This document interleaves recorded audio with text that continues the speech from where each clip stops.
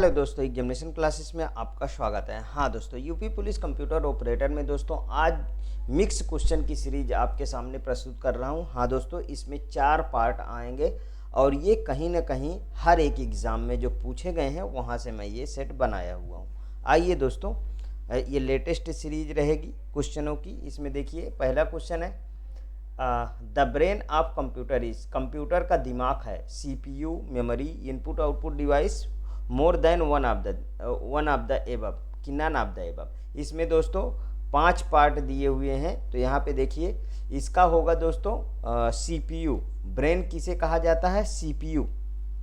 CPU को computer का दिमाग कहा जाता है। और CPU वाला स्ट्रक्चर, आप ये आर्किटेक्चर देखे हैं, ये आर्किटेक्चर ध्यान दीजिएगा। CPU के जिसमें 3 भाग होते हैं, कौन कौन से? एक होता है आपका ALU, ठीक, ALU होता है, और उसके बाद होता है CU कंट्रोल यूनिट, और तीसरा होता है आपका मेमोरी यूनिट। मेमोरी यूनिट देखिए, क्वेश्चन सब जगह से बन रहे हैं, ठीक है, जो लेटेस्ट पूछे जा रहे हैं। तो ये मेरा दायित्व तो है कि इस तरीके के क्वेश्चन से मैं ज़रूर आपको अवगत करा दूं। यहाँ पे देखिए, ये क्या है? ये है इनपुट। इनपुट में क्या क्या आता है? इनपुट में आता है जैसे कीबोर्ड, माउस, ठीक। और इधर क्या रहता है? आउटपुट। आउटपुट में क्या आता है? प्रिंटर रहता है, मॉनिटर, ठीक है, ये सब। तो यहाँ पे क्या पूछा गया है? Brain of computer. तो ब्रेन ऑफ कंप्यूटर क्या है दोस्तों? CPU है। अगला नेक्स्ट क्वेश्चन पे चलते हैं। Intel 8085 micro processor is of generation. बहुत अच्छा क्वेश्चन पूछा है। Intel 8085 micro processor dash generation का है। दोस्तों इस समय मेरी कुछ जो है शरीर में प्रॉब्लम चल रही है, तबीयत नहीं सही है, फिर भी मैं आपके लिए ये वीडियो प्रोवाइड कर रहा हूँ, ठीक है। इसलिए आवाज़ में कोई दिक्कत आ जाए तो प्लीज़। आगे देखिए, इंटेल 8085 फर्स्ट प्रथम जनरेशन का है, सेकंड जनरेशन का है, थर्ड जनरेशन का है, मोर than one of the above. तो दोस्तों ये सेकंड जनरेशन का है, ये सेकंड जनरेशन का है। तो फिर आपका क्वेश्चन होगा कि पहला जनरेशन में क्या आया था? तो दोस्तों फर्स्ट जनरेशन में आया था 4004। पहले जनरेशन में आया था 4004, ठीक है। ये कितने बिट का माइक्रो प्रोसेसर था? तो ये दोस्तों 4 बिट का माइक्रो प्रोसेसर था। अब इसके बाद थर्ड जनरेशन में आया था। थर्ड जनरेशन में देखिए, सेकंड जनरेशन में तो हमारा क्या आ गया? 8085 आ गया, ठीक है, 8085 आ गया। 8085 कितने बिट का था? 8 बिट का था, 8 बिट का माइक्रो प्रोसेसर। ये समझ में आ गया। थर्ड जनरेशन भी बता देता हूँ, ये सेकंड जनरेशन है, यह है सेकंड जनरेशन। यहाँ पे थर्ड जनरेशन में लिख लीजिए 8086। 8086 कितने बिट का था? तो ये था दोस्तों 16 बिट, 16 बिट का था, ठीक है। तो क्वेश्चन समझ में आ गया कि है क्या। आगे देखिए next question. The maximum memory size of third generation micro processor is. तृतीय जनरेशन माइक्रो प्रोसेसर का अधिकतम मेमोरी साइज है। तृतीय जनरेशन, अभी अभी क्वेश्चन आया था ना, अभी अभी बताया कि तृतीय जनरेशन में कौन सा आया था? तृतीय generation, third generation micro processor 4 GB की 16 GB की, हाँ 16 MB की 16 GB। तृतीय जनरेशन के कंप्यूटर में, तृतीय जनरेशन के कंप्यूटर में जो है 4 GB, ठीक है, 4 GB तक माइक्रो प्रोसेसर, अधिकतम memory 4 GB memory.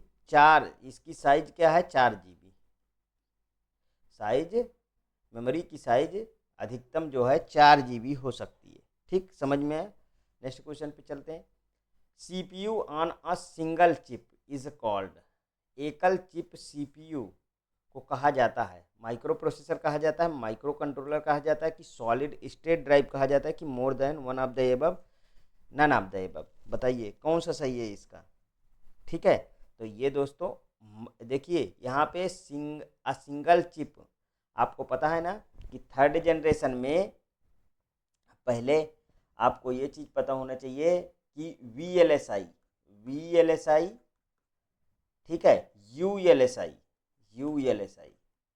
Very large scale integration circuit, ultra large scale scale integration circuit, ये से जो है इससे बना था माइक्रो प्रोसेसर।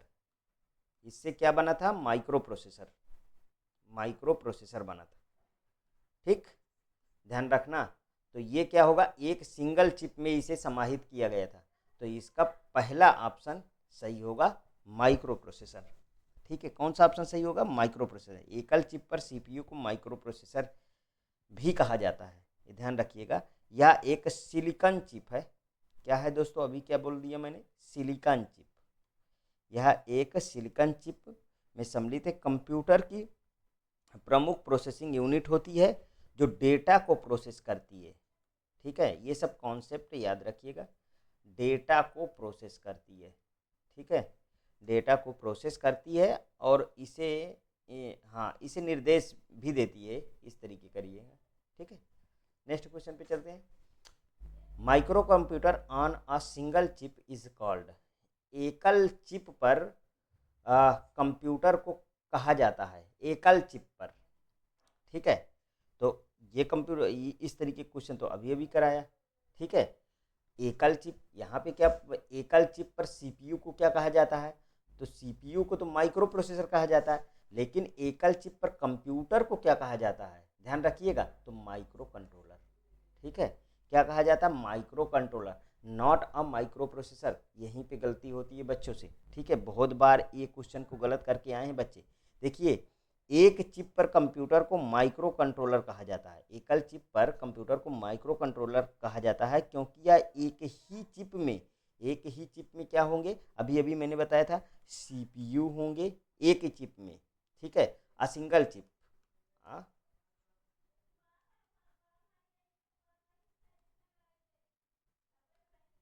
सिंगल चिप में। ठीक है, देखिए, सीपीयू, मेमोरी मेमोरी और इनपुट आउटपुट डिवाइस ना, आईओ कंट्रोल जिसे बोलते हैं। ठीक है, आईओ कंट्रोल, आईओ कंट्रोल करने के लिए अन्य चीज़ों से ये संबंधित और इंटीग्रेटेड है। ध्यान रखिएगा। आगे देखिए, which one of the following is use for the playing video game. बहुत ही सिंपल सा क्वेश्चन पूछा गया। निम्नांकित में से किसका वीडियो गेम खेलने के लिए प्रयोग किया जाता है? वीडियो गेम के, तो ये आपको मैं कई बार इस तरीके क्वेश्चन करा चुका हूँ, बार बार अलग अलग एग्जामों में ये रिपीट हो रहे हैं। ठीक है, ये है दोस्तों जॉयस्टिक वीडियो गेम में, जिसमें मैंने क्या बताया था, ये 360 एंगल में रोटेट कर सकता है, 360 एंगल में रोटेट कर सकता है। ऐसी प्लेट होती है और इस तरीके इसकी हैंडल होती है, और ये आप जो है इसको पकड़ के और ऐसे ऐसे, यही दोस्तों वीडियो गेम हुआ। जैसे प्लेन, हाँ, प्लेन को उड़ाने में, ठीक है, प्लेन को उड़ाने में इसमें भी ये इसी का यूज होता है। ठीक, तो समझ में आया। माउस और ट्रैक बॉल ये सब तो कुछ नहीं है। ठीक, जॉयस्टिक। आनंद आ रहा है ना? आनंद आना चाहिए, क्वेश्चन की सीरीज में आनंद जरूर आना चाहिए, और एक भी क्वेश्चन छोड़िएगा नहीं। यहाँ पे देखिए अच्छे अच्छे क्वेश्चन मिल रहे हैं। Dash is use to store software that does not update. Dash प्रयोग ऐसे सॉफ्टवेयर को स्टोर करने के लिए किया जाता है जिसको अपडेट करना नहीं पड़ता है। अपडेट करना नहीं पड़ता है, ध्यान दीजिएगा।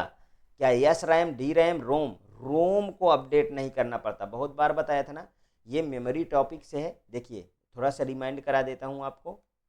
मेमोरी के दो पार्ट कौन कौन से? एक होता है एक होता है मेमोरी के दो पार्ट, एक होता है प्राइमरी मेमोरी, ठीक है, और एक होता है सेकेंडरी मेमोरी। ठीक है, ध्यान से समझिएगा। प्राइमरी मेमोरी को ही प्रोसेसिंग मेमोरी कहते हैं, प्राइमरी मेमोरी को प्रोसेसिंग मेमोरी कहते हैं, और सेकेंडरी मेमोरी को स्टोरेज मेमोरी कहते हैं। ठीक है, और प्राइमरी मेमोरी को जो है वोलाटाइल कहते हैं। ठीक है, ओलाटाइल, ओलाटाइल, और इसको बोलते हैं नॉन ओलाटाइल, नॉन ओलाटाइल। बहुत बार क्वेश्चन पूछा है रोम किस नेचर का है, तो ये है दोस्तों, लगा तो ओलाटाइल के अंदर रहता है लेकिन नॉन ओलाटाइल है, ध्यान रखिएगा, ये नॉन ओलाटाइल मेमोरी है, ओलाटाइल मेमोरी है। सारे कॉन्सेप्ट याद रखिएगा। यहाँ पे देखिए प्राइमरी मेमोरी के अंदर फिर से क्या होता है, यस रैम होता है, यस रैम, सॉरी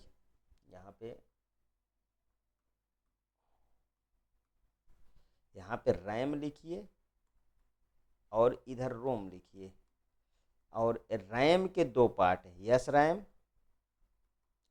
और D RAM, static random access memory और डायनेमिक रैंडम एक्सेस मेमोरी, ठीक है। और रोम के तीन part, P ROM, programmable read only memory, EP ROM, erasable programmable read only memory, ठीक है, और EEP ROM, electrically erasable programmable read only memory, EEP ROM, ठीक है। तो यहाँ से समझ में आया। और यहाँ पे देखिए सेकेंडरी मेमोरी के एक होता है मैग्नेटिक मेमोरी,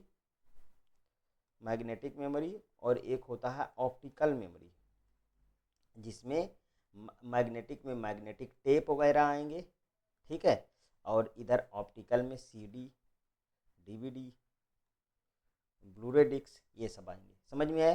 तो देखिए मैन्युफैक्चरिंग के दौरान रोम को लगाया जाता है, मैन्युफैक्चरिंग के दौरान,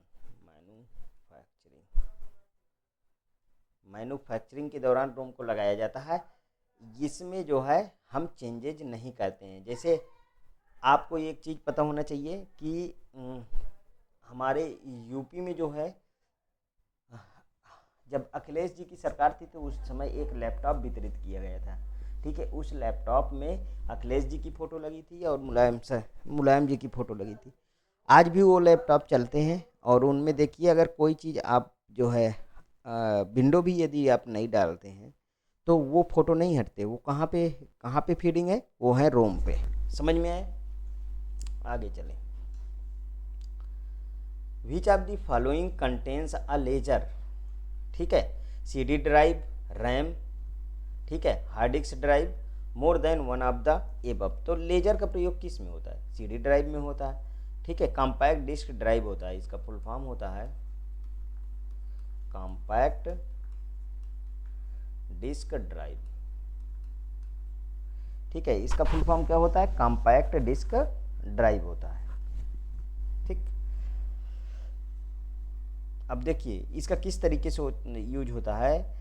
कंप्यूटर से डेटा पढ़ने और लिखने के लिए हम स्थानीय डिस्क के साथ इसका प्रयोग करते हैं, ठीक। आगे देखिए नेक्स्ट क्वेश्चन में ये तो हो गया। A computer program that converts an assembly language program into the equivalent machine language program is called। एक कंप्यूटर प्रोग्राम जो असेंबली भाषा के प्रोग्राम को समतुल्य मशीन भाषा के प्रोग्राम के में बदल देता है, उस प्रोग्राम को क्या जाता है। आपको सेकेंड जनरेशन याद है, सेकेंड जनरेशन जब आपको पढ़ाया था, इसमें आई थी assembly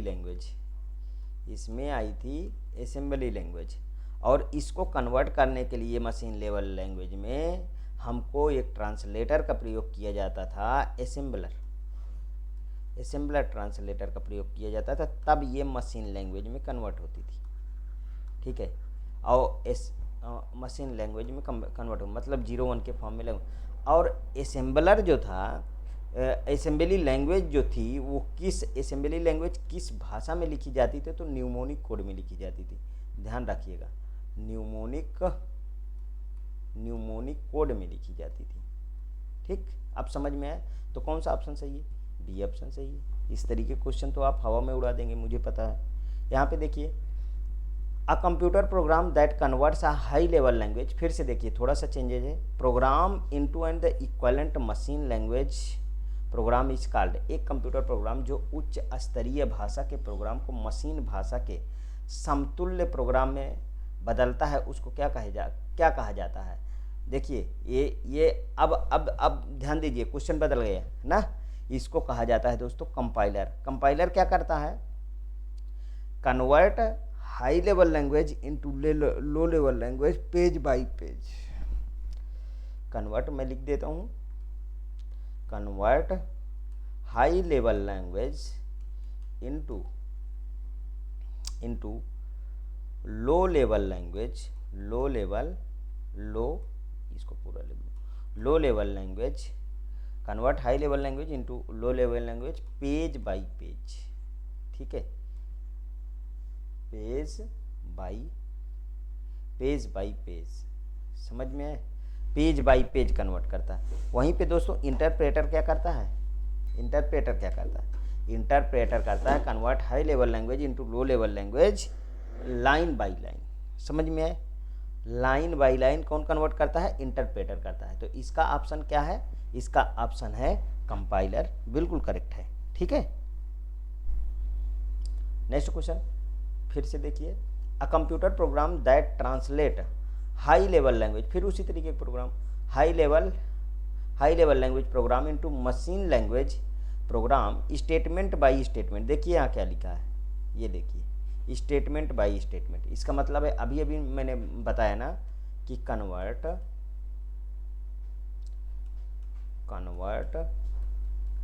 high level language into low level language line by line. तो ये कौन सा था, इंटरप्रेटर था।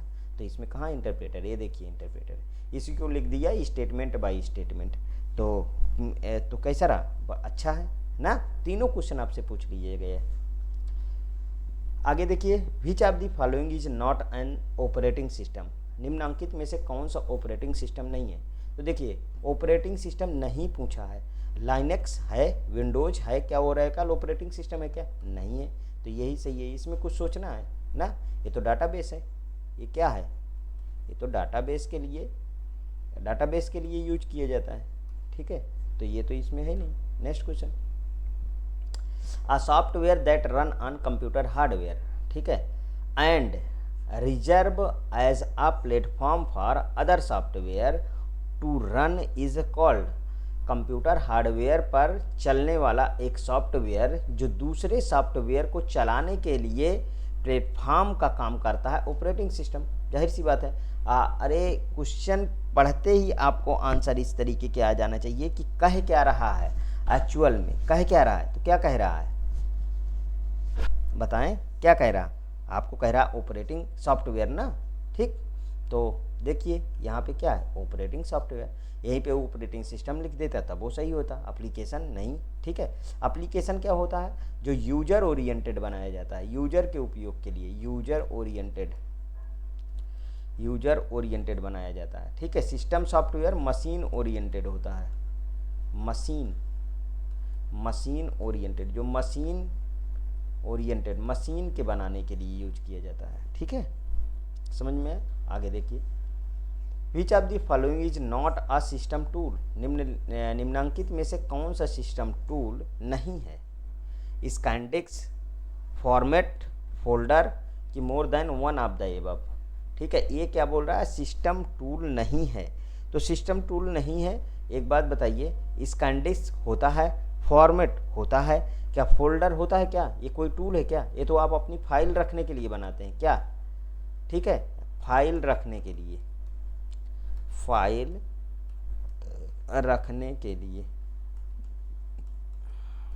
ठीक है, तो यही तो सही होगा। ठीक, फाइल रखने के लिए आप बनाते हैं, यह एक टूल नहीं है, क्योंकि फोल्डर एक फाइल का संग्रहण का ढांचा है और यह किसी भी विशेष सिस्टम टूल को प्रतिस्थापित नहीं करता है। ठीक, आगे देखिए, अच्छा क्वेश्चन है यहाँ पे, the keys use to delete a file without allowing it store recycle. तो शिफ्ट प्लस डिलीट, इस तरीके आप याद रखिएगा, शिफ्ट प्लस डिलीट कर दो तो हमारी फाइल पूरी उड़ जाती है। तो यहाँ देख लीजिए शिफ्ट प्लस डिलीट क्या है, वो रिसाइकिल बिन में जाती ही नहीं है। ठीक, समझ में आया, बी ऑप्शन इसका सही हो गया। आगे देख रहे हैं, the three main component of a digital computer system are digital computer system के तीन मुख्य घटक हैं। कौन कौन से? तीन मुख्य घटक। एक मेमोरी है, दूसरा ALU CPU मेमोरी। अभी अभी मैंने बताया था ना तीन मुख्य घटक। पहले क्या बताया था? ALU बताया था, ठीक है। यहाँ CPU के अंदर लगा हुआ था ALU, CO और मेमोरी यूनिट। तो एक तो CPU हो ही गया, एक ALU होता है, दूसरा मेमोरी होता है, ठीक है। ये तीनों को याद रखिएगा, ठीक है। ये तीनों को आप याद रखिएगा, क्वेश्चन आपका गलत नहीं होगा, इतना जान लीजिए, ठीक। तीन घटक होते हैं, तो ये ऑप्शन सही है। आगे देखिए, यफ यफ यफ यफ, तो यफ में कितना? 8 बाइट 8 बाइट 8 बाइट 8 बाइट ना। Will be last memory location in the memory size. कितने साइज की मेमोरी को आखिरी memory location F F F कहा जाता है? तो 8, 16, 32, 64 होना चाहिए, ठीक है। इसका सी ऑप्शन सही होना चाहिए, 64 के, ठीक है। क्योंकि 4 हेक्साडेसिमल 16 बिट या 4 हेक्साडेसिमल अंकों के साथ इसकी आवश्यकता होती है। मेमोरी में आखिरी मेमोरी लोकेशन होता है यफ यफ यफ, ठीक है, ठीक। 16 बिट के लिए क्या होता है? 4 हेक्साडेसिमल 4 हेक्साडेसिमल, ठीक है। 4 हेक्साडेसिमल अंकों की आवश्यकता होती है। आगे देखिए, the cost of storing a bit in minimum is. एक बिट को स्टोर करने का न्यूनतम खर्च। अच्छा क्वेश्चन है ये भी, ठीक है। एक बिट को स्टोर करने का न्यूनतम खर्च क्या होगा? Cache memory, register. देखिए ये तो महंगा है, इसमें होगा ही नहीं। ये तो सबसे फास्टेस्ट है, इसमें भी हो नहीं होगा। तो किस में आया? मैग्नेटिक टेप, मतलब सी में आया। इसकी हायरार्की एक बार देख लीजिए आप, ठीक है। देखिए सबसे ऊपर रजिस्टर, इस तरीके इसका बनता है डायग्राम। ये है रजिस्टर, उसके बाद कैच के बाद बताइए, रजिस्टर हुआ, कैच हुआ, और कैच के बाद आपका आता है रैम के बाद आता है हार्ड डिस्क, HDD, इसी में SSD लिख देता हूँ, सॉलिड स्टेट ड्राइव, और उसके बाद आता है मैग्नेटिक टेप। अब यहाँ पे देखिए, ऊपर से नीचे आओगे तो क्या बढ़ रहा है? स्टोरेज बढ़ रहा है ना। और नीचे से ऊपर जाओगी तो क्या बढ़ रहा है? ये बढ़ रहा है स्पीड, ठीक है। सबसे फास्टेस्ट मेमोरी रजिस्टर होती है, फिर कैच, फिर रैम ना। इस तरीके सीक्वेंस से याद रखिएगा, तो मैग्नेटिक टेप में आपको कम खर्च आएगा। नेक्स्ट, टेरा मीन्स। अच्छा क्वेश्चन है ये। इस तरीके क्वेश्चन को इस तरीके करो हमारे हिसाब से। देखिए 1024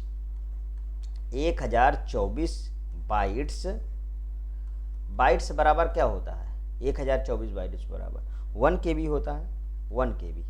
और 1 KB को आप क्या लिख सकते हो? इसको आप 10 की पावर 3 लिख सकते हो, 10 की पावर 3 लिख सकते हो ना 1024 को ना। तो हम 10 की पावर 3, ठीक है, लिख सकते हैं। और इसको इसके बराबर क्या होता है? 1000। अब 1000 लाने के लिए हम 2 की पावर 10 नहीं लिख सकते क्या? इसमें हम 2 की पावर 10 भी तो लिख सकते हैं, ठीक है। 2 की पावर 10 करो, देखो यहाँ पे 2 into 2 into 2 into 2 into 2 into 2 into 2 into 2 into 2 into 2, ठीक है। 2 दूनाई 4 दूनाई 8 दूनाई 16 दूनाई 32 32 दूनाई 64 64 दूनाई 128 128 256 256 512 512 1024। ये क्या आ गया? 1024 ही तो आ गया, ठीक है। मतलब हम लिख सकते हैं 1 KB को 2 की पावर 10, 1 KB को 2 की पावर 10 लिख सकते हैं ना। तो ये क्या बोल रहा है? ये बोल रहा है टेरा को। तो हम 1 MB को क्या लिख सकते हैं? 1 MB को लिख सकते हैं 2 की पावर 20। 1 GB को क्या लिख सकते हैं? 1 GB को हम लिख सकते हैं,